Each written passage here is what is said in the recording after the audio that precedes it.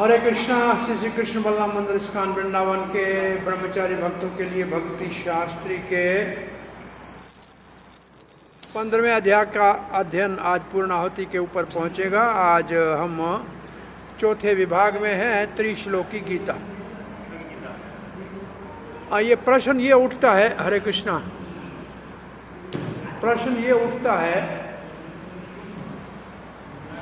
कि वेदों का क्या महत्व है। तो इन 3 श्लोकों में जो वेदों का सार है वो समझाया गया है। तो त्रिश्लोकी गीता वेदों का सार है। त्रिश्लोकी गीता वेदों का सार है।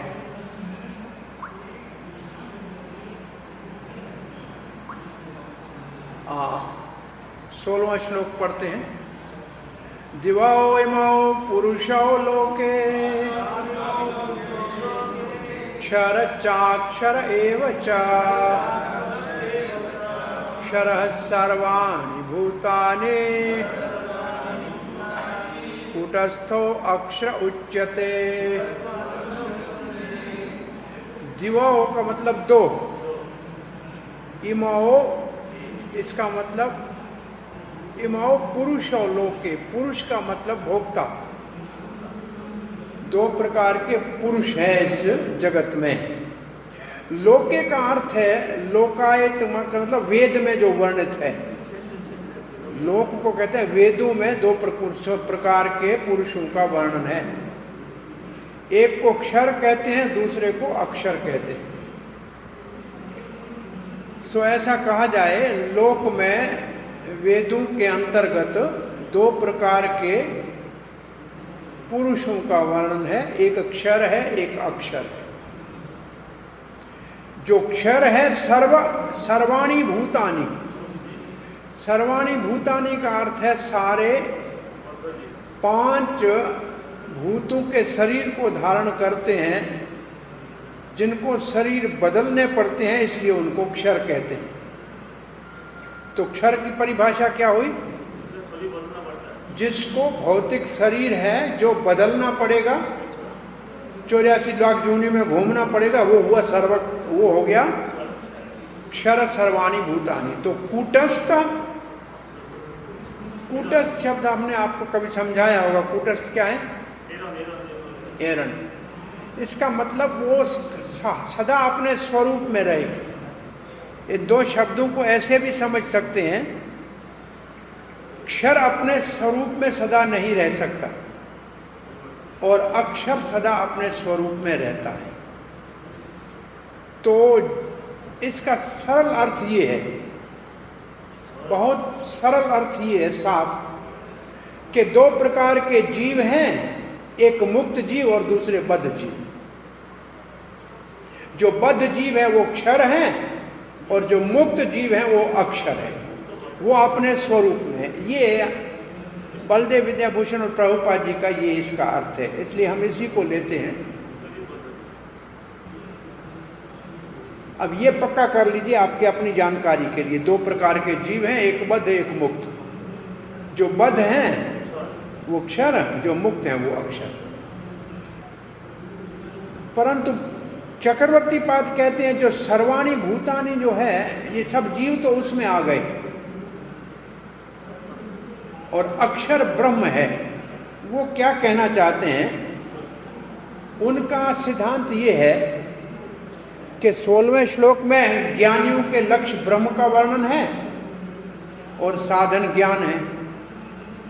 17वें श्लोक में परमात्मा साध्य है और योग साधन है। 18वें श्लोक में भक्ति साधन है और भगवान साधे है, तो वो ब्रह्म परमात्मा और भगवान करके समझाना चाहते हैं, वो इस तरीके से कहते हैं, परंतु हम वो ले रहे हैं जो हमारे श्रील प्रभुपाद जी ने लिया है। तो आइए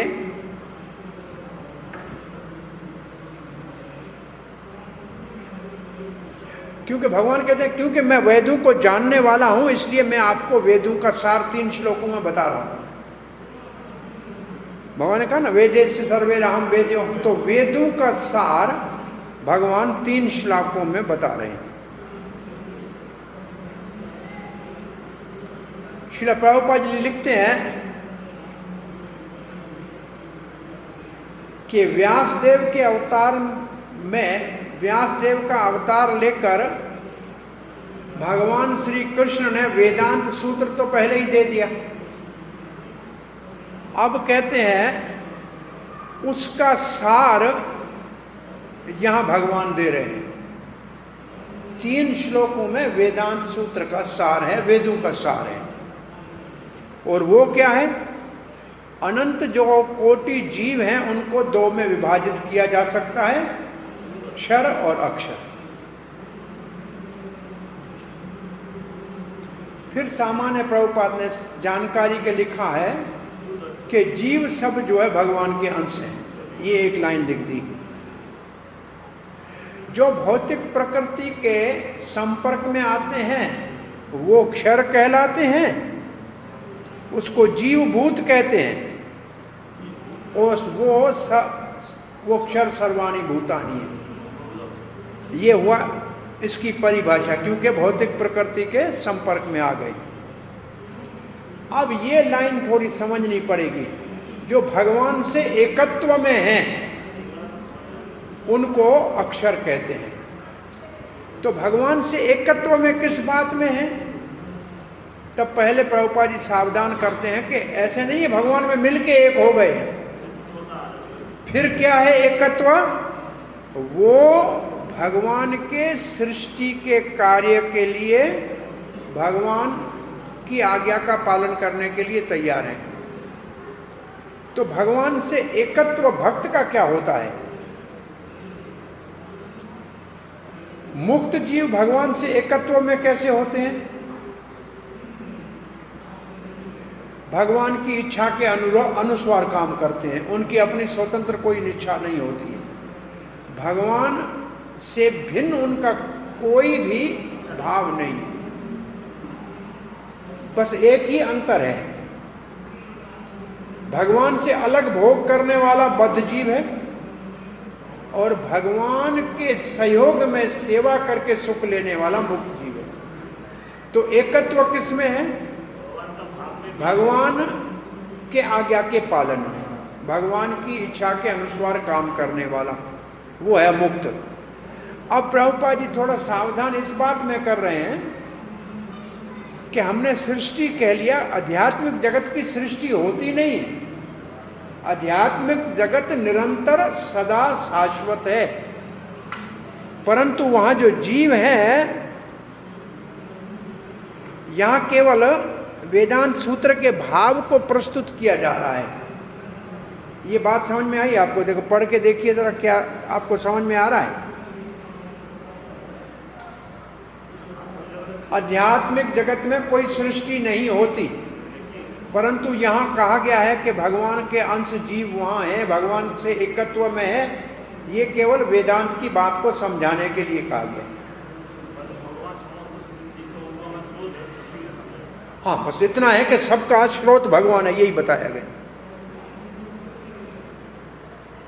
फिर पुनः प्रभुपाद जी कहते हैं, भगवान श्री कृष्ण कहते हैं 2 प्रकार के जीव हैं और उसके लिए वेद बहुत प्रमाण देता है और इसमें कोई संदेह नहीं है।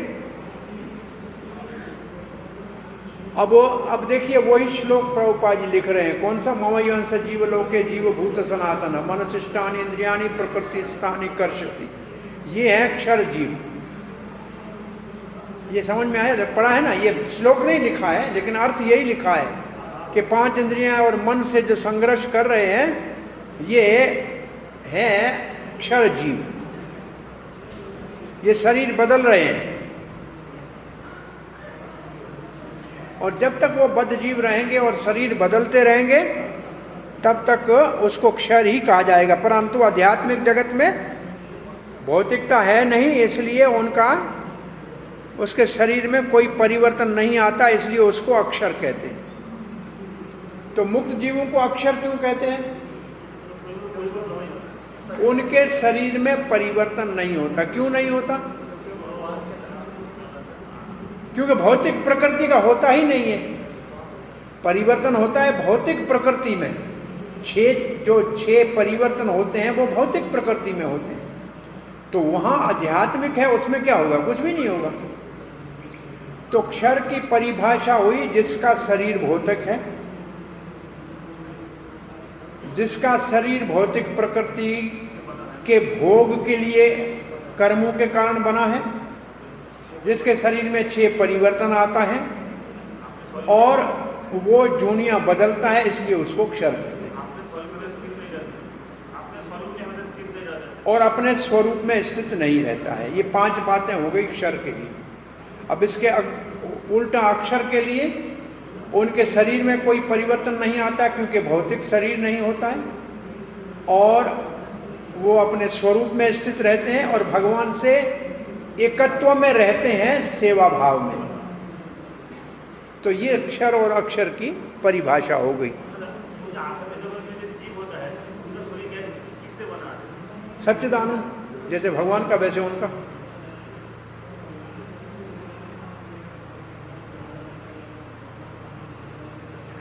फिर वही बात लिए कि वहां बुढ़ापा नहीं, आध्यात्मिक जगत में ये तो सब ठीक है, वो सब एकत्व में रहते हैं।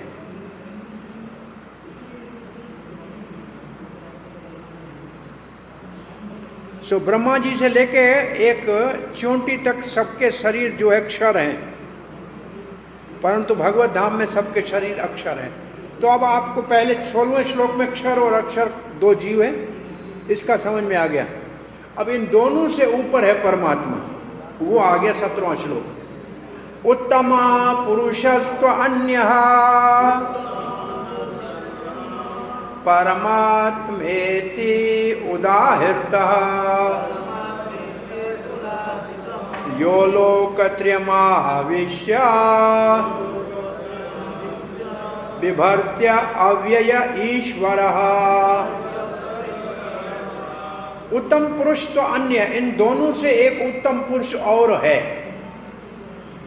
क्षर और अक्षर दोनों से ऊपर एक उत्तम पुरुष है, उसको परमात्मा कहते हैं। परमात्मा इति उक्त्वा, उदाहृतः, उसको परमात्मा कहते हैं। ये भी ठीक है। वो क्या करता है? 4 काम है। वो परमात्मा क्या करता है? तीनों लोकों में प्रविष्ट है। तीनों लोकों का मतलब स्वर्ग, भूत, भूर्भुव, ये 3 लोकों में प्रविष्ट है। सबका भरण पोषण करता है, अविनाशी है और सबका नियंता है, ईश्वर है। ये 4 उस परमात्मा के यहाँ कार्य हैं।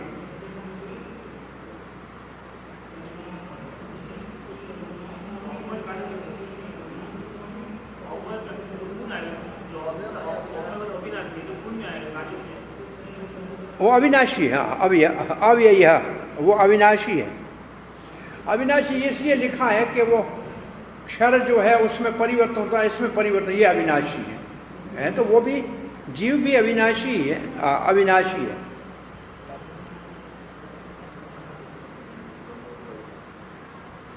ईश्वर है, परिवर्तन रहित है। अव्यय का मतलब परिवर्तन रहित है। तीनों लोकों में, दोनों लोगों का आधार भी है और रक्षक भी है। विभर्ति का मतलब आधार और रक्षक। श्रील प्रभुपाद जी लिखते हैं, इस श्लोक का सुंदर भाव उपनिषद कठ में और श्वेताश्वर में दिया हुआ है। और वो श्लोक प्रभुपाद जी कौन सा ले रहे हैं? नित्यो नित्यानाम चेतस चेतनानाम एको बहुनाम विद्धाति कामान, ये श्लोक ले रहे हैं। और कहते हैं उसमें क्या बताया हुआ है? अनंत जीव हैं जिसमें से कुछ बद्ध हैं, कुछ मुक्त हैं, और उनके ऊपर भगवान है जिसको परमात्मा कहते हैं। और उपनिषद में क्या लिखा है, नित्यो नित्यानाम चेतस चेतन, ठीक है। तो इसका सारांश क्या है, चाहे जीव मुक्त हो या बद्ध हो, परंतु उन दोनों के ऊपर परम पुरुष भगवान का एक विस्तार परमात्मा होता है, जो उनका भरण पोषण करता है, रक्षण करता है और उनको भोग की सुविधाएं देता है उनके अपने कर्मों के अनुसार। उनको भोग की सुविधाएं देता है उनके कर्मों के अनुसार।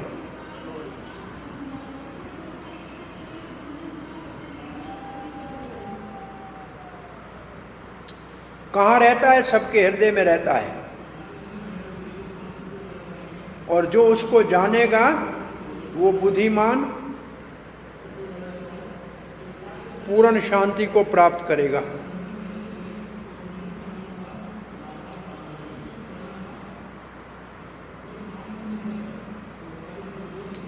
अब त्रिश्लोकों का अंतिम श्लोक, क्षर अक्षर जीवों से और परमात्मा से भी ऊपर है पुरुषोत्तम, वो है भगवान। यस्मात् अक्षरम अतीतो अहम् अक्षरात् अपि च उत्तमः अतो अस्मि लोके वेदे च प्रथितः पुरुषोत्तमा।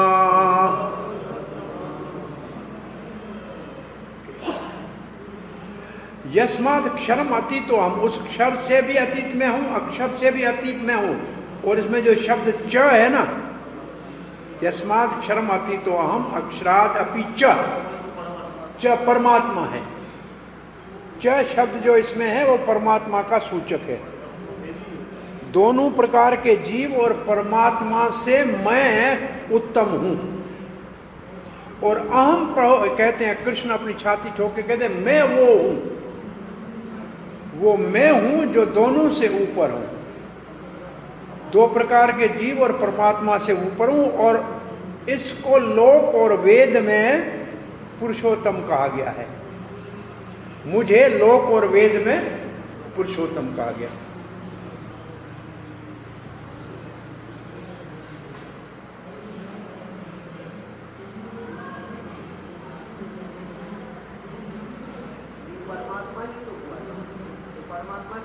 नहीं, ये भगवान की बात है, पुरुषोत्तम। हाँ, उनसे ऊपर। इसके ऊपर चक्रवर्ती का लंबा, बहुत लंबा, कोई 3-4 पेज का तात्पर्य है। उसमें भाव ये है कि पहले श्लोक में ब्रह्म कहा गया जो ज्ञानियों का लक्ष्य है, दूसरे में परमात्मा कहा गया जो योगियों का लक्ष्य है, तीसरे में भगवान कहा जा रहा है जो भक्तों का लक्ष्य है। परंतु भक्ति तो उनको भी करनी पड़ेगी, बिना भक्ति के ज्ञान और कर्म भी फल नहीं दे सकते। फिर इसके लिए शास्त्रों का प्रमाण दिया है, और वो भगवान में हूं। अब श्रील प्रभुपाद जी लिखते हैं, परम पुरुष भगवान श्री कृष्ण से ऊपर कोई नहीं है, न बद्ध जीव है न मुक्त जीव है, और इसलिए भगवान सबसे महान है। और वो सब व्यक्ति है, भगवान भी एक व्यक्ति है, वो भी सब जीव सब व्यक्ति है। और जीव जो है उसमें 2 प्रकार के हैं, एक बद्ध है एक मुक्त है। परंतु वो दोनों में से कोई भी भगवान की अचिंत्य शक्तियां होने के कारण मात्रा में कभी भगवान से महान नहीं हो सकते। गुण में तो समान है परंतु मात्रा में नहीं। ये गलत है कि जीव और भगवान एक है, ये धारणा जिनकी भी है ये गलत है। कभी भी दोनों एक नहीं हो सकते।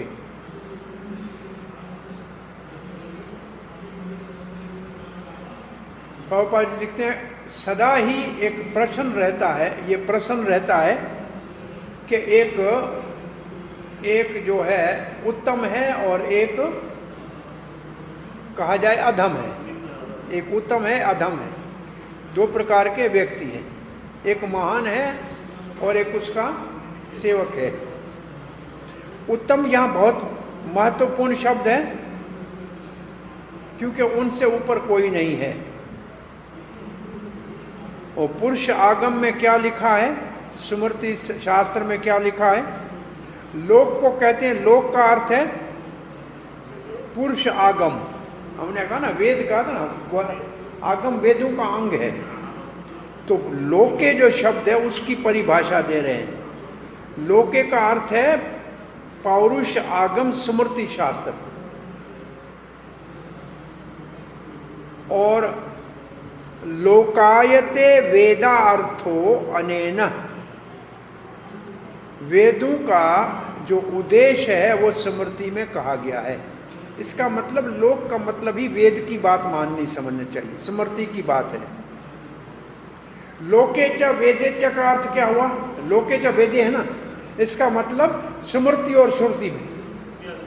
लोके का अर्थ हुआ स्मृति और वेद का अर्थ हुआ श्रुति। स्मृति श्रुति दोनों में मुझे पुरुषोत्तम कहते हैं, भगवान कह रहे कृष्ण। ठीक है, सामान्य अर्थ ये हुआ। लोके का अर्थ हुआ स्मृति शास्त्र।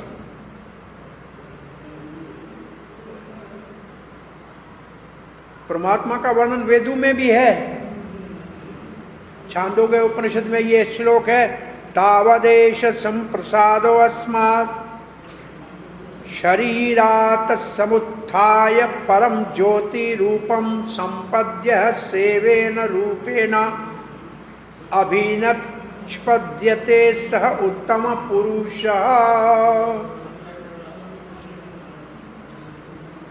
अब ये श्लोक थोड़ा पढ़िए अच्छी तरह से, ये क्योंकि सामान्य हमारी कभी विचार में नहीं होता है ये लाइन।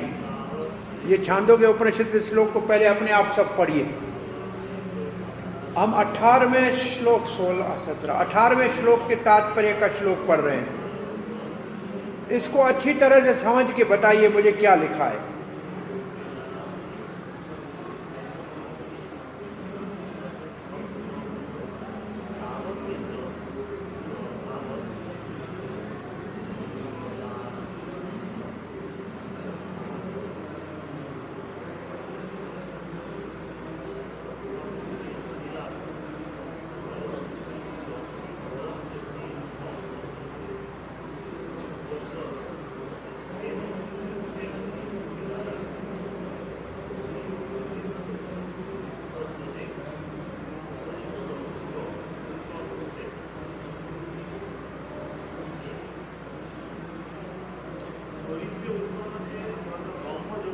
ये पढ़ के सही, श्वेता शुद्ध श्वेत जो ये छांदोग्य उपनिषद के श्लोक को पढ़ के मुझे समझाओ क्या लिखा है।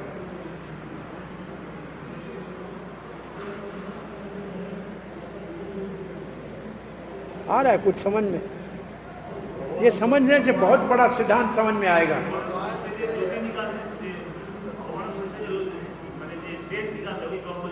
क्या है?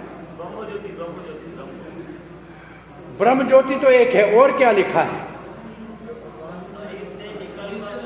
परमात्मा शरीर से निकलकर ब्रह्म ज्योति में लीन होता है, लिखा है देखो।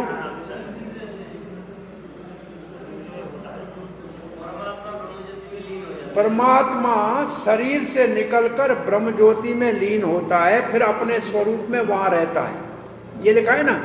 फिर अपने स्वरूप में, अपने व्यक्तित्व में वहां रहता है, उसको परमात्मा कहते हैं। ये बात हुई पहले, ये इतनी लाइन तो एक ये हुई। इससे एक बात याद रखो कि जो परमात्मा ध्यान, जब परमात्मा का ध्यान करेगा योगी, वो कहां जाएगा?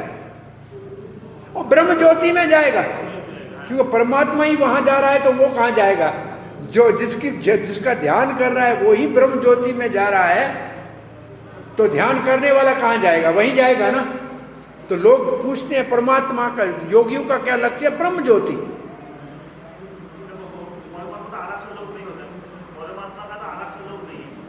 परमात्मा का तो अस्तित्व आध्यात्मिक जगत में है ही नहीं, लोक नहीं है। और यहां परमात्मा ब्रह्म ज्योति में प्रवेश हो रहा है। तो परमात्मा के साधन करने वाले योगी भी ब्रह्म ज्योति में जाएंगे। ये बात तो समझ में आ गई।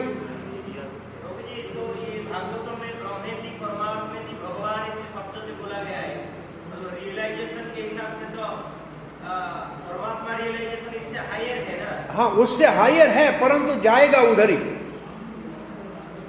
वो क्या कम से कम रूप को मानते हैं, चतुर्भुज है, इतना तो मानते हैं, परंतु परमात्मा का अस्तित्व केवल भौतिक जगत में है, तो आध्यात्मिक जगत में जा नहीं सकता, तो ब्रह्म ज्योति तक जाएगा बस। इसके बाद में 2 लाइनें और हैं, उसको भी समझिए। इसके बाद क्या लिखा है, जरा पढ़िए अपने पुस्तक। इसके बाद क्या लिखा है? इसका अर्थ ये हुआ कि परम पुरुष भगवान 2 काम करते हैं, अपने आध्यात्मिक तेज को प्रकाशित भी करते हैं और प्रसारित भी करते हैं। प्रकाशित और प्रसारित करते हैं। अब ये कह के प्रकाश करते हैं, वो वास्तव में सब प्रकाश का कारण है। फिर क्या लिखा है? परम पुरुष भगवान परमात्मा के रूप में भी रहते हैं। ये क्या लिखने का मतलब क्या, क्यों लिख रहे हैं प्रभुपाद जी? कुछ समझ में आ रहा है? ये लाइन 3 क्यों लिखी हुई है?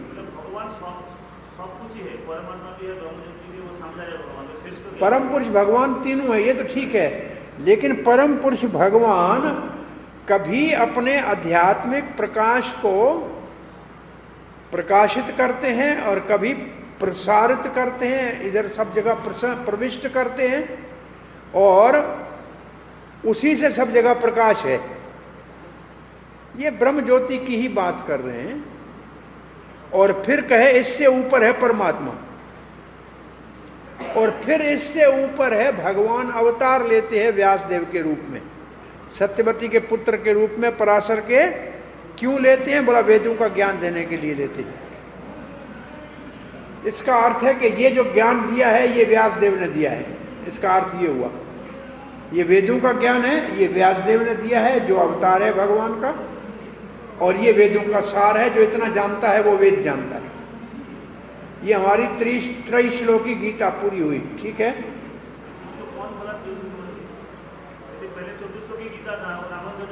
अब ये त्रिश्लोक, ये आचार्य, ये हमारे वेदों का सार त्रिश्लोक गीता, बलदेव विद्याभूषण यहाँ कह रहे हैं इन 3 श्लोकों में।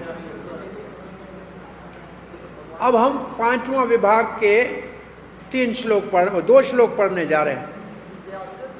इसका अर्थ है कृष्ण को जानना सब कुछ जानना है। कृष्ण को जानना सब कुछ जानना है। जो कृष्ण को जान लेगा वो सब कुछ जान लेगा। कृष्ण को जानने का अर्थ है सबको जानना। जो कृष्ण को जानेगा वो सबको जानेगा। उसको फिर अलग कहीं जाके वेद पढ़ने की जरूरत नहीं, ऊपर साधन करने की जरूरत नहीं। यो मामेवं समूढ़ो जानाति पुरुषोत्तमं स सर्वविद भजते मां सर्वभावेन भारत।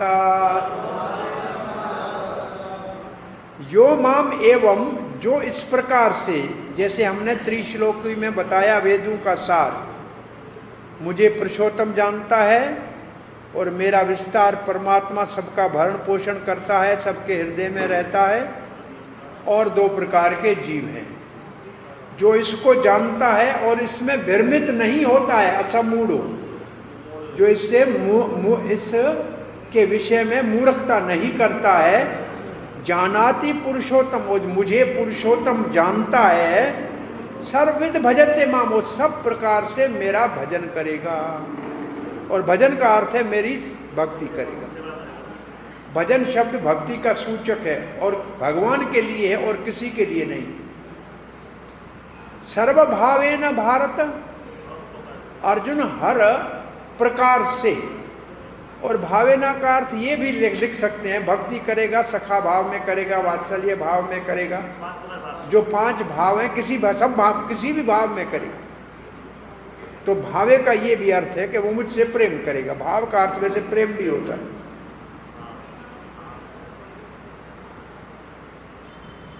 यहां भावे का अर्थ चक्रवर्तीवाद लिखते हैं पूर्ण प्रेम से, और बलदेव विद्याभूषण लिखते हैं सब प्रकार से, सब साधनों से।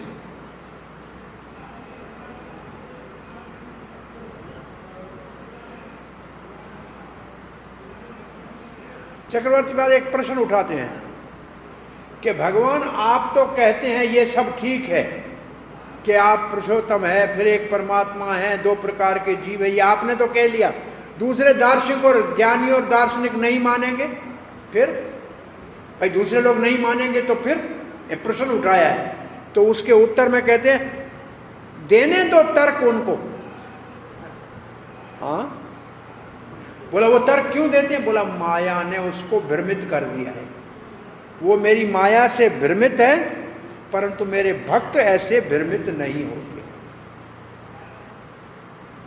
और जो ऐसे भ्रमित होता है और तर्क वितर्क करता है, अपने आप को दार्शनिक मानता है, वो सब कुछ नहीं जान सकता। वो असमूढ़ है, वो सब कुछ जान नहीं सकता। पर वो भले सारे शास्त्र उसने पढ़ने हो, बड़ा विद्वान हो, परंतु अगर इसको नहीं जानता है, 3 श्लोकों को, तो वो मुझे नहीं जानता है तो कुछ भी नहीं जानता है। इसका मतलब है कि वो शास्त्र के अर्थ को जानता ही नहीं है।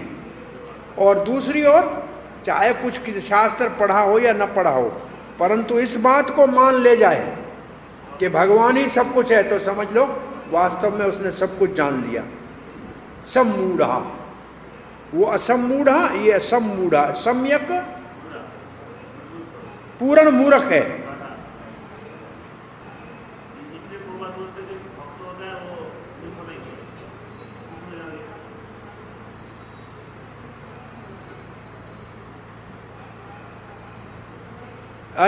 बिना पढ़े भी वो महात्मा कहलाएगा, और ये पूरा पढ़ा हुआ भी महामूर्ख कहलाएगा। और जो ऐसे जानेगा वो मेरी भक्ति करेगा। कैसे? पूर्ण प्रेम के साथ।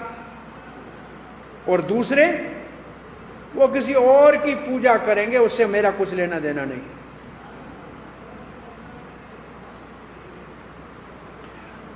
अब 3 श्लोकों को जानने वाले का क्या फल है?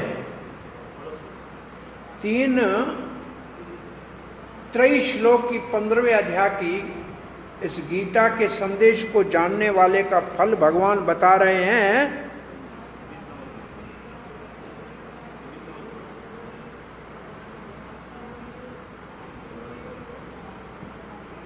कि जो भगवान को जानता है सभी कुछ जान लेता है। तो इसका मतलब भगवान को जानना सबसे श्रेष्ठ है।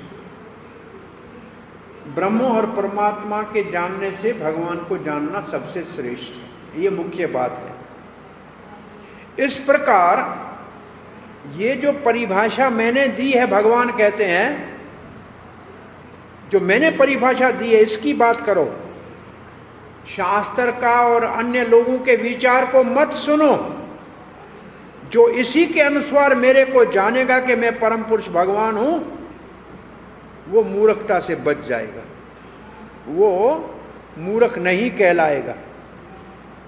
और निस्संदेह जैसे मैंने मेरे पुरुषोत्तम होने का प्रमाण दिया है, इसको वो मानेगा, निस्संदेह मानेगा कि मैं पुरुषोत्तम हूं। इन 3 श्लोकों का जो अर्थ जानेगा वो सर्ववित्त है, सब कुछ जानता है, क्योंकि ये 3 श्लोक वेदों का सार है। बलदेव विद्याभूषण कहते हैं ये 3 श्लोक वेदों का सार है।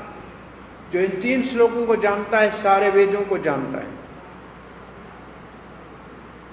और जो मेरे को पुरुषोत्तम मानता है वो मेरी भक्ति करता है, सर्वभावेन, हर प्रकार, सब प्रकार से। और मैं उसके ऊपर कृपा करता हूं।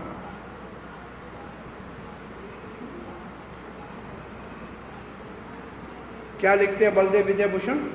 कि मैं उसके ऊपर कृपा करता हूं, क्योंकि वो मेरी भक्ति करता है, मैं करता हूं कृपा। और मेरी कृपा से उसको क्या मिलता है? बोला वेदों का सारा ज्ञान उसको समझ में जाता है। बोला वो कौन सा ज्ञान है वेदों का जो उसको समझ में आता है? तब कहते हैं भक्ति के सारे अंगों को अब वो पालन कर ले, भक्ति के अंगों का पालन कर ले। भक्ति के सारे अंगों का पालन कर रहेगा, परंतु दूसरे जिनको संदेह है मेरे पुरुषोत्तम होने में, जो मुझे पुरुषोत्तम मानने में संदेह करते हैं, शक शुबा करते हैं, भले वेदों को पढ़ा हुआ है परंतु मूर्ख मानना चाहिए।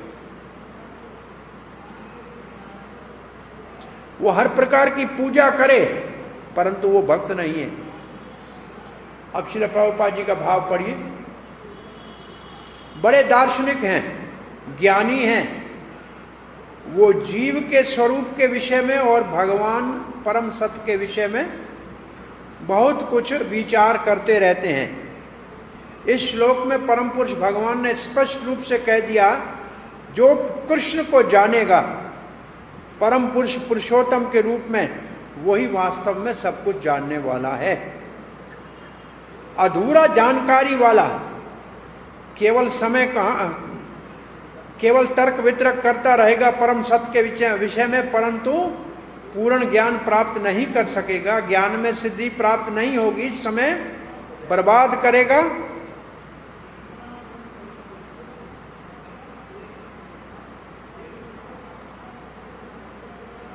और हाँ, परंतु जो समझदार है बिना समय गंवाए कृष्ण भावना में पूर्ण रूप से लगने से भक्ति करेगा और भगवान को पाएगा।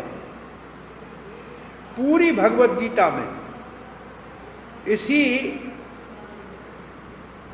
विशेष बात के ऊपर बल दिया गया है। हर स्तर पे कहा गया है कृष्ण की भक्ति करो, परंतु फिर भी इतने बड़े अभी तक हठीले गीता के ऊपर तात्पर्य लिखने वाले हैं, वो परम सत्य को और जीवों को समान कहते हैं। ये प्रभुपाद जी कटाक्ष कर रहे हैं मायावादियों के ऊपर।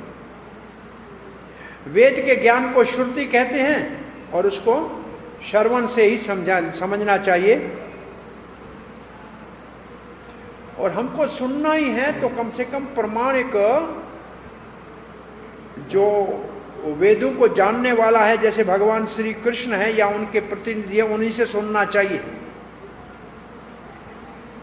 यहां भगवान श्री कृष्ण स्वयं हर एक चीज को अच्छी तरह से विश्लेषण करके समझा रहे हैं, तो यहीं से सुनना चाहिए ना। यही सबसे उत्तम श्रवण का साधन है कि शिक्षा साक्षात श्री कृष्ण से समझ रहे हैं। परंतु केवल पशु की तरह नहीं सुनना अपने आप में पूर्ण नहीं है। जहां प्रभुपाद ने क्या लिखा है, किसके समान शरण में लिखा है, सुअर के समान सुनने से काम नहीं चलेगा, उसको समझना चाहिए प्रमाणिक प्रतिनिधियों से। तो इसका मतलब सुनने को क्या कहते हैं वेद में, श्रवण। समझने को क्या कहते हैं, निध्यासन। निध्यासन श्रवण, मनन करने का मतलब जो सुना है उसको समझना। फिर होता है निध्यासन, इसका मतलब उसको जीवन में अपनाना। सुनने के 3 अंग है। सुनना तब तक पूरा नहीं है जब तक सुने, समझे और करे। श्रवण मनन निध्यासन, श्रवण मनन निध्यासन। वेदों में ये ज्ञानियों की भाषा है। सुनना, समझना और करना। सुनना कान है, कान का काम है, श्रवण से, हियरिंग कान, समझना दिमाग, करना दिल। दिल मानेगा तब करेगा। जो बहुत से लोग हैं कान से सुनते हैं लेकिन दिमाग साथ लाते ही नहीं है, या होता नहीं है या लाते नहीं है, और लाते हैं होता है तो उसको उपयोग नहीं करते। ये बहुत ऐसे मूर्ख हैं। और ऐसे भी बड़े विद्वान हैं जो पढ़े लिखे हैं, समझते हैं संस्कृत के शब्दों को, इसको हमसे 100 गुना अच्छा समझा लेंगे, परंतु करेंगे कुछ भी नहीं। यही कथा पूरी करके बाहर बैठ के चाय और काफी मंगा के सिगरेट पिएंगे। इसका मतलब वो जो कह रहे हैं उसके ऊपर चलेंगे नहीं, तो सुनने वाले मूर्ख भी बहुत, लेकिन समझने वाले उसमें बहुत कम, और समझने वालों के बाद करने वाले उससे भी कम। और इसका आप प्रैक्टिकल जीवन में देख सकते हैं। आप कथा करने, कहीं सत्संग करने जाते हैं तो लोग 400-500 आ जाते हैं, 1000 आ जाते हैं, लेकिन उनमें से समझते कितने हैं? आप भाई महाराज की कथा बहुत अच्छी थी, क्या कहा समझ में नहीं आया। ऐसे आपने कई लोगों से सुना होगा। और जो समझ गए उनमें से भक्त कितने बने? बहुत आश्चर्य की बात है।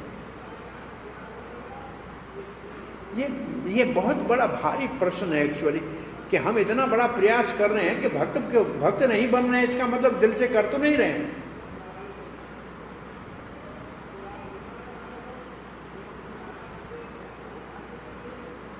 तो ये बात बहुत महत्वपूर्ण है कि सुनना, समझना और करना। कान से सुनना, दिमाग से समझना और हृदय से करना।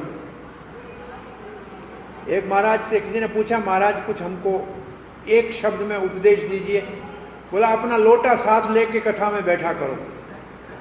तो उसने बोला लोटा काहे के लिए ले बैठना, कहते जहां जाओ लोटा साथ ले जाओ। तो उसने समझा पानी का, बोला लोटा मतलब ये तुम्हारा दिमाग उधर ही कथा में समझने के लिए रखा करो, तेरा लोटा कहीं घूमता रहे तो तुम कथा में बैठे किसी काम के नहीं हो। दूसरे ने पूछा महाराज से कि महाराज उपदेश एक शब्द में बोलो, कुत्ता मत बनो शेर बन। बोला महाराज इसका अर्थ क्या, मैं इंसान हूं, कुत्ता हूं या शेर हूं? तो फिर भी जानवर तो जानवर ही रहा। भाई कुत्ता बने या शेर बने रहे तो फिर तो पशु तो है ही ना। तो उसने बोला दोनों में एक अंतर है। आप कुत्ते को पत्थर मारो तो कुत्ता पत्थर की ओर भागेगा, आपकी ओर नहीं आएगा। और शेर को मारो, कोई चीज मारो, उसको नहीं देखेगा, आपको देखेगा। तो शेर बनो का मतलब दुनिया में दुख आए सुख आए देने वाले भगवान के ऊपर नजर रखो। कुत्ते की तरह दुनिया के ऊपर नजर रखो कि इसने मुझे तकलीफ दी, उसने तकलीफ दी, ये कुत्ता मत बनो। शेर बनो, आया जो है भगवान से आया है, आपकी दृष्टि वहां जमी रहनी चाहिए। तो यहां ये बात भगवान की यहां माननी चाहिए। और कोई कुछ कहे, कोई साधन कहे, हमको नहीं करना है। कृष्ण ने कहा है कि मेरी भक्ति करो, हमको यही करना है, बस ये निर्णय करना। अब प्रभुपाद जी लिखते हैं ये भी अच्छा नहीं है केवल एक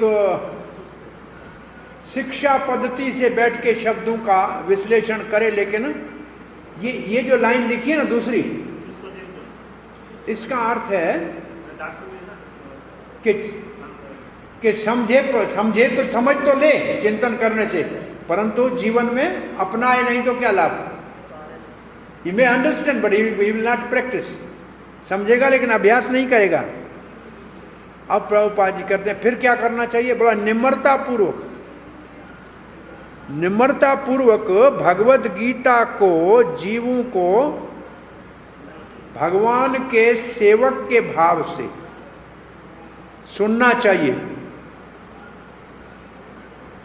जैसे भगवान ने कही है ऐसे कोई समझ लेगा तो निश्चित रूप से भगवान श्री कृष्ण कहते हैं वेदों के सार को वो समझ गया, उसको और कुछ जानने की जरूरत नहीं है। और कोई वेदों को जानता भी नहीं है, यही जान गया सब कुछ।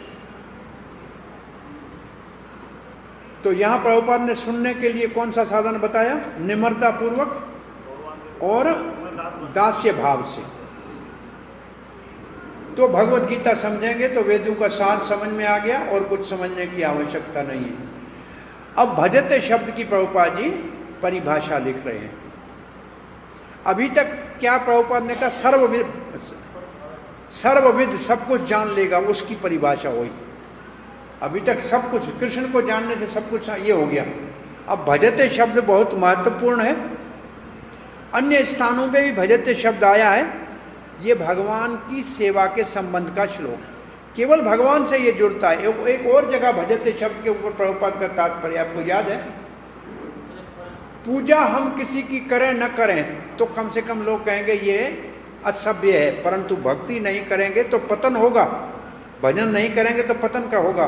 और वहां प्रभुपाद ने 11वें स्कंद भागवत के एक श्लोक का जो है उदाहरण दिया है। भजन नहीं करेगा तो पतंती अधः, ये 11वें स्कंद का श्लोक दिया हुआ है। कहाँ भगवत गीता में कहाँ है ये? भजते, जहां जहां भजते शब्द है वहां एक तात्पर्य पूरा लंबा है। छठे अध्याय में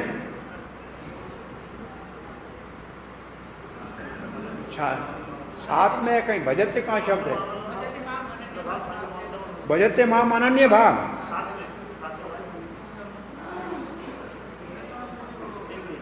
देखो भजते शब्द की परिभाषा कहाँ लिखी, क्योंकि प्रभुपाद लिखा है, मैं बहुत जगहों पे, बहुत ने कम से कम एक जगह तो ढूंढो। 9.30 जो है उसी की तात्पर्य में दिया होगा। भजते माम वहाँ है ना ना। हाँ 7.28 में क्या है? भजते माम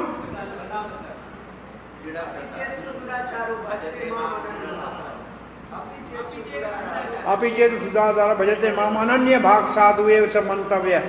उसमें मैं समझता हूँ ये भजते की परिभाषा वहां नहीं दी है प्रभुपाद ने।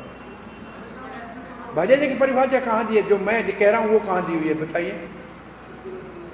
कहीं है पक्का ये भगवत गीता में कि बड़े आदमी का आप माता पिता का अगर सेवा नहीं करोगे तो आपको कोई निंदा करेगा, परंतु भगवान का भजन नहीं करोगे तो अपने वर्ण आश्रम के स्थान से आपका पतन हो जाएगा। ये श्लोक है पूरा। स्थानाद पतंती अधः।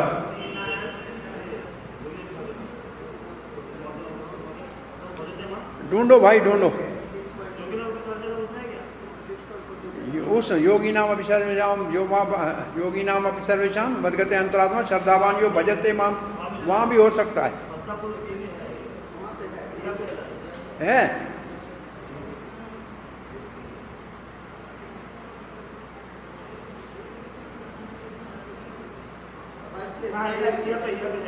है ना? ये चाहिए। कहा जा सकता है, किंतु भगवान की सेवा न करने वाले को तो 6 का 47 में वो श्लोक दिया, वो श्लोक दिया है वो नीचे है ना?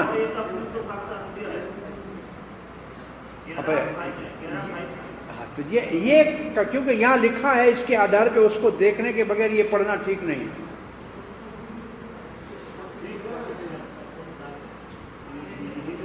अब देखो कभी आपको ये भूलेगा नहीं भजते का अर्थ कहाँ है। 6 के 47 में ये हमेशा याद रहेगा। अब प्रभुपाद जी कहते पूर्ण कृष्ण भावना में भक्ति के सेवा में लगा रहे कोई तो समझना चाहिए कि उसने सारे वेदों को समझ लिया है, और जो वैष्णव परंपरा है उसमें अगर कृष्ण भक्ति में कोई लगा है तो उसको और कुछ साधन की जरूरत नहीं है। परम सत्य को समझने के लिए और किसी साधन की जरूरत नहीं है। भक्ति अपने आप में परिपूर्ण है, क्योंकि वो उसी स्थान पे पहले ही पहुंच गया है और भक्ति कर ही रहा है। इसलिए उसके जो प्रारंभिक साधन थे वो पहले से पूरे हो चुके हैं, उनकी जरूरत नहीं है, वो समाप्त हो गए। परंतु कोई हजारों सालों तक ऐसे ज्ञान से तर्क वितर्क करता रहे, परंतु कृष्ण की भक्ति के बिंदु तक नहीं पहुंचे तो समझ लो, और भगवान का शरण नहीं ले तो बेकार समय का व्यर्थ गंवा रहा। अब पूर्णाहुति का श्लोक पढ़ के आज की कथा को विराम देंगे। इति गुह्यत्मं शास्त्रम् इदम् उक्तं मया अनग एतद्बुद्ध्वा बुद्धिमतां स्यात् कृतकृतस्य च भारत। इति का मतलब अभी तक जो मैंने कहा 15वें अध्याय में से 1 से लेके अभी तक पूरे जो भी समझो। गुह्यत्मम शास्त्रम, ये शास्त्रों का सार है। अथवा ये 3 श्लोक शास्त्रों का सार है, इसका ये भी अर्थ हो सकता है। इति का मतलब ये 3 श्लोक शास्त्रों का सार है। और इससे पहले कहा है, इसी को कहा है, पहले भी जो है वर्णन इसी का है। प्रभुपाद जी लिखते हैं पहले 5 श्लोकों में जीव का मुक्ति का साधन बता के 6 श्लोक से पुरुषोत्तम योग है। प्रभुपाद जी ने ये शब्द लिखे। तो हमको ये समझना चाहिए, अभी तक जो भगवान कहते हैं मैंने बताया ये शास्त्रों का गोपनीय ज्ञान है। और मैंने आपको अर्जुन बताया क्योंकि आप निष्पाप हो। अनंग का मतलब, अनंग का मतलब निष्पाप, अघ, अनघ, अघवान का मतलब पापी, पाप आत्मा, अघवान। तो आप निष्पाप हो। इसके ऊपर तात्पर्य है कि भगवान के इस शास्त्रों के सार को निष्पाप ही जान सकता है। जब तक पापी होगा तब तक जान नहीं पाएगा, पहली बात। और जानेगा तो क्या होगा, एतद बुद्धवा, वो बहुत प्रबुद्ध हो जाएगा, एनलाइटेंड हो जाएगा, प्रबुद्ध हो जाएगा। बुद्धिमान स्यात्, बुद्धिमान बन जाएगा। और कृतस्य का अर्थ है अनुभव हो जाएगा। केवल जानकारी नहीं, अनुभूति हो जाएगी। कृतस्य का अर्थ क्या लिखा है, देखिए शब्दार्थ में, अपने प्रयत्न में परिपूर्ण का मतलब चक्र, अपना बलदेव विद्याभूषण लिखते हैं और अनुभूति होगी। और चक्रवर्ती पाल देखते हैं अपने लक्ष्य को प्राप्त करेगा, अपने लक्ष्य को प्राप्त करेगा अथवा अनुभूति होगी। इस श्लोक के साथ अध्याय की पूर्णाहुति होती है। चक्रवर्ती पाद इति का मतलब है 20वां श्लोक। अभी तक जो श्लोक पूरे हुए ये सब मैंने आपको सब कुछ शास्त्रों का सार बता दिया। अब ये लाइन लिखिए इस अध्याय में, the classes of matter and consciousness have been revealed by he who makes all things happen. Classes of matter लिखा है, इसका मतलब है प्रकृति। जो अश्वत्थ वृक्ष का वर्णन किया। और चेतना का मतलब 2 प्रकार के जीव और उनसे ऊपर भगवान, उनका वर्णन भगवान ने विस्तार से किया। किसने किया, बोला जो सब कुछ करता है उसने किया, जिसके निर्देश से सब होता है। और भगवान श्री कृष्ण का सर्वोच्च स्थान है, ये स्थापित किया गया। बलदेव विद्याभूषण लिखते हैं, वो कहते हैं अयोग्य पुरुष को ये ज्ञान नहीं देना चाहिए। वो कहते हैं जो पापी है वो अयोग्य है, वो पापी को अयोग्य मानते हैं, अयोग्य को ये ज्ञान नहीं देना चाहिए। इस विचार को मन में रखकर कृष्ण ये श्लोक कह रहे हैं। आप परम भक्त हो, इसलिए मैंने सार में शास्त्रों का गुह्यतम ज्ञान आपको दिया है। हे निष्पाप, आप किसी और अनधिकारी को मत कहना। जो इसको जानेगा उसको शास्त्रों का पूर्ण ज्ञान हो जाएगा, बुद्धिमान हो जाएगा और साक्षात अनुभूति होगी। इसका मतलब पुरुषोत्तम ज्ञान की महिमा गाई गई है। तो 15वें अध्याय में यह सिखाया गया है कि बद्ध और मुक्त जीव से जो ऊपर है, जो सबका आधार है, परमात्मा, और उसका भी जो स्रोत है भगवान पुरुषोत्तम, उसका वर्णन किया। प्रभुपाद जी क्या लिखते हैं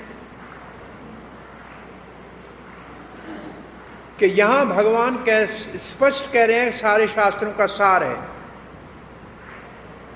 और उसको ऐसे समझना जैसे जैसे भगवान ने दिया है। और ऐसे कोई समझ लेगा तो बुद्धिमान हो जाएगा और दिव्य ज्ञान पूर्ण रूप से प्राप्त हो जाएगा, आध्यात्मिक ज्ञान की सिद्धि को प्राप्त करेगा। दूसरे शब्दों में परम पुरुष भगवान के दर्शन को समझने के लिए हमें दिव्य सेवा में लगने की आवश्यकता है। और दिव्य सेवा से क्या होगा? हम भौतिक प्रकृति के कलमश से मुक्त हो जाएंगे और भक्ति ही एकमात्र साधन है जिससे आध्यात्मिक अनुभूति होती है, समझ आती है। और जहाँ भक्ति होगी वहाँ भौतिक कलमश नहीं रह सकते। भक्ति और भौतिक कलमश साथ नहीं रह सकते। भगवान की भक्ति और भगवान ये दोनों आध्यात्मिक है और ये दोनों भगवान की अंतरंग शक्ति के अंतर्गत आते हैं। भगवान और भक्ति दोनों भगवान की अंतरंग शक्ति के अंतर्गत आते हैं, इसलिए महान है। भगवान सूर्य के समान है, माया अंधकार है। जहां सूर्य होगा वहां अंधकार नहीं होगा, जहां भक्ति होगी वहां भगवान होगा, तो वहां माया का कोई प्रभाव नहीं होगा। इसलिए भक्ति को हमको प्रामाणिक गुरु के मार्गदर्शन में सीखना चाहिए, फिर कोई अज्ञानता नहीं रहेगी, अज्ञानता का प्रश्न ही नहीं उठता। सबको कृष्ण भावना को स्वीकार कर लेना चाहिए और भगवान की प्रेममयी भक्ति में लगकर बुद्धिमान और पवित्र होना चाहिए। जब तक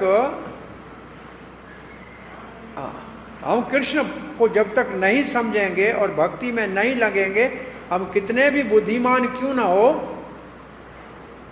तब तक वास्तव में बुद्धिमान नहीं कहा जाएगा। लोग को कह सकते हैं बड़ा बुद्धिमान है, परंतु वास्तव में बुद्धिमान नहीं कहा जाएगा। अनग शब्द बहुत महत्वपूर्ण है अर्जुन के लिए।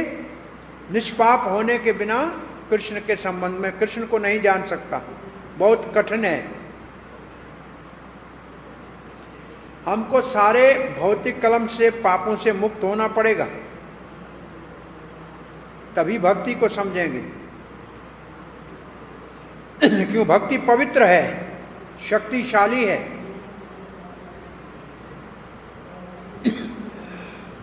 और कोई भक्ति करेगा तो अपने आप निष्पाप बन जाएगा। बोला भक्ति कैसे करनी चाहिए? भक्तों के संग में, पूर्ण कृष्ण भावना में। और अब दो बातें प्रभुपाद लिख रहे हैं, ये आपके प्रश्न में होना चाहिए, ये आपके प्रश्न में होगा। कृष्ण की भक्ति भी करे, भक्तों के संग में पूर्ण कृष्ण भावना में लगे, फिर भी उसको कुछ चीजें हैं जिनको त्यागना पड़ेगा पूर्ण रूप से। वो क्या है? दो है हृदय की दुर्बलता, और वो है दो प्रकार की। तो दो प्रकार की हृदय की दुर्बलता कौन सी है, वो अब आप समझ लें, फिर आगे बढ़ते हैं। पहला हृदय की दुर्बलता है भौतिक प्रकृति का स्वामी बनने की इच्छा। इसका सीधा अर्थ है भगवान से ईर्ष्या करना। क्योंकि भगवान कहते हैं मैं स्वामी हूं और हम कहते हैं हम स्वामी बनेंगे। भाई प्रकृति का स्वामी कौन? भगवान। और हम कहें हम बने तो ये भगवान से हो गई ईर्ष्या। हो गई ईर्ष्या कि नहीं हो गई? दूसरा, और इसी के लिए वो भगवान की दिव्य सेवा को छोड़ देता है, प्रभुता के अंध में छोड़ देता है। और दूसरा हृदय की दुर्बलता क्या है? जितनी अधिक भौतिक प्रकृति के ऊपर आधिपत्य जमाने का प्रयास करेंगे, उतनी आसक्ति भौतिकता में बढ़ेगी और भौतिक में ममत्व आएगा। ममत्व लिखा है,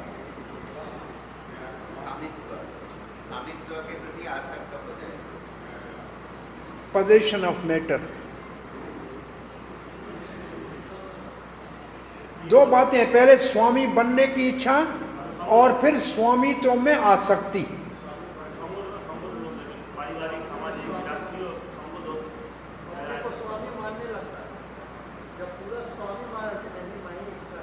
अब दूसरी दुर्बलता क्या है समझाइए। हाँ, हृदय की दो दुर्बलता हैं।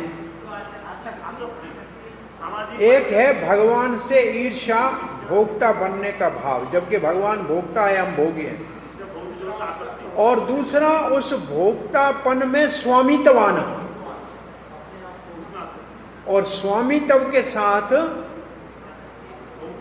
कि सब संपत्ति मेरी है, ममत्व, मैं और मेरा, ममत्व, स्वामित्व और ममत्व। ये ईशावासा जो श्लोक है उसका ईशावासा सिद्धांत क्या है? भगवान सबके स्वामी है और सब कुछ भगवान की संपत्ति है। और ये बिल्कुल उसके विपरीत है, मैं स्वामी हूं और सब संपत्ति मेरी है। ये बिल्कुल ईशावासा सिद्धांत के उल्टा है।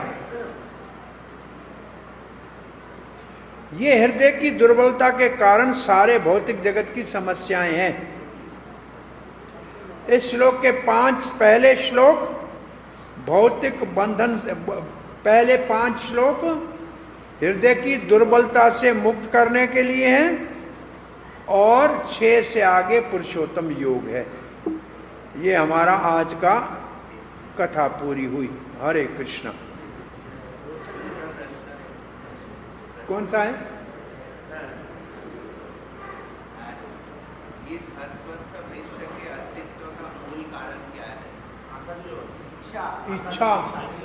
सब कुछ इच्छा के ऊपर निर्भर है।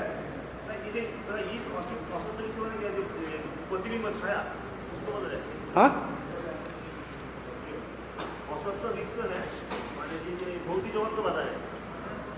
वहाँ उदाहरण ये दिया हुआ है कि संसार में ऐसा वृक्ष दिखता नहीं है, दिखता है नदी के किनारे। तो कहाँ उसको दिखता है? बोला पानी के ऊपर। ऐसे भौतिक जगत इच्छाओं के ऊपर निर्भर है। इस शास्त्र से इस अश्वत्थ वृक्ष को काटा जाना चाहिए।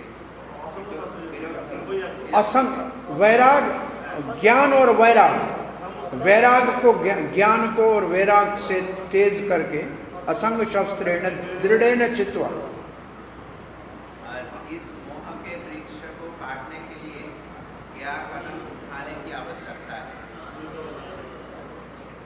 ये है निर्माण मोहाजित संदोषा। वो ऐसा जो साधन क्या है इस वृक्ष को काटने के लिए, इसका वो उत्तर होना चाहिए। इसका उत्तर वो होना चाहिए ना। ये काटने के लिए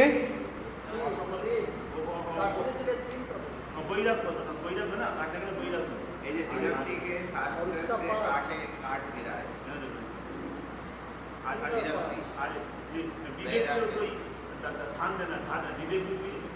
हाँ, वो तो लिखाया था कुछ उसमें, वही लिखे 2-3 चीजें। ज्ञान और वैराग।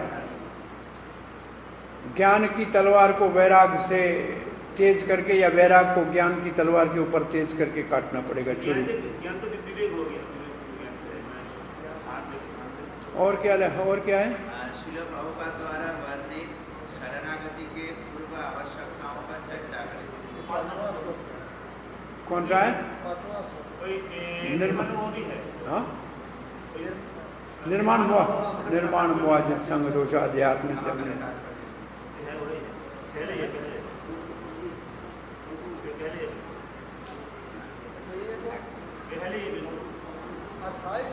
हमको लग रहा है कि ऐसा 15-7 हाँ, मेरे को लगा एक पैसा है। ये जैसे लेकिन थोड़ा सा अलग होगा, तो दोनों साथ में उत्तर है, लेकिन थोड़ा सा अलग लिखना पड़ेगा। थोड़ा मैं लिखा हुआ सोचा कि थोड़ा डिस्कस नहीं करता। चलो चले, मेरे को 3 बजे यहाँ प्रसाद